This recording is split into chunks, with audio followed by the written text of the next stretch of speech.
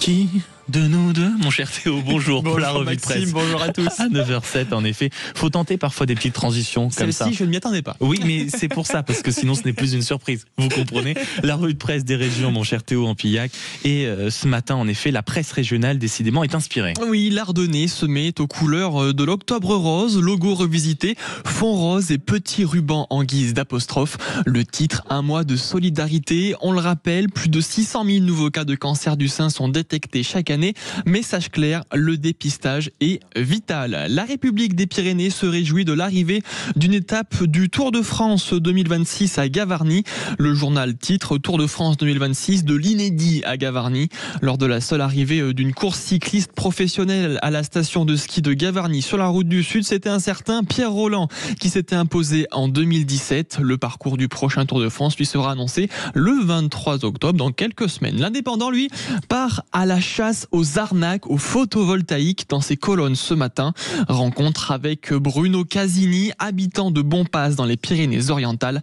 Avec sa femme, ils se sont fait escroquer Très bon sujet, ça. Rendez-vous compte, escroqué de 35 000 € par une société parisienne.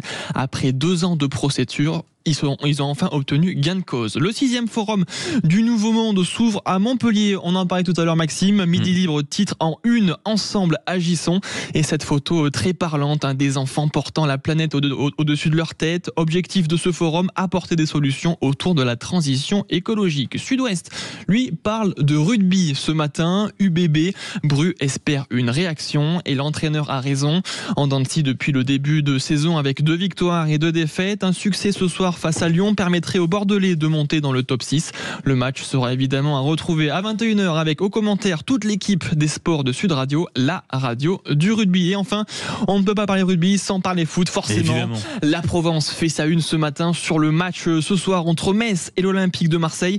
Le journal demande aux Phocéens de garder le cap et c'est vrai, les hommes de Roberto De Zerbi restent sur 3 victoires d'affilée et pourraient même reprendre les commandes de la Ligue 1. Match à suivre à partir de 17h. Et ça, c'est de l'enjeu. En effet, aussi, un gros dossier dans ce matin, dans la dépêche du midi.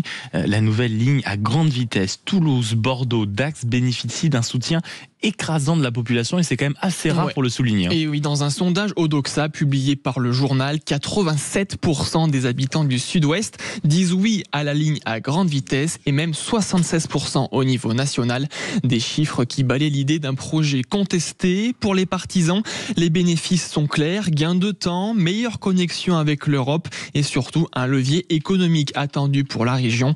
Carole Delga, présidente de l'Occitanie, de la région Occitanie, parle même de justice territoriale. Du côté de la SNCF, le patron SNCF Réseau Mathieu Chabanel estime qu'il n'y a aucune raison que les recours en justice aboutissent. Mais le journal n'oublie pas les opposants. Associations et collectifs dénoncent un projet jugé trop coûteux, destructeur d'espaces naturels et parfois même comparé au projet de l'A69.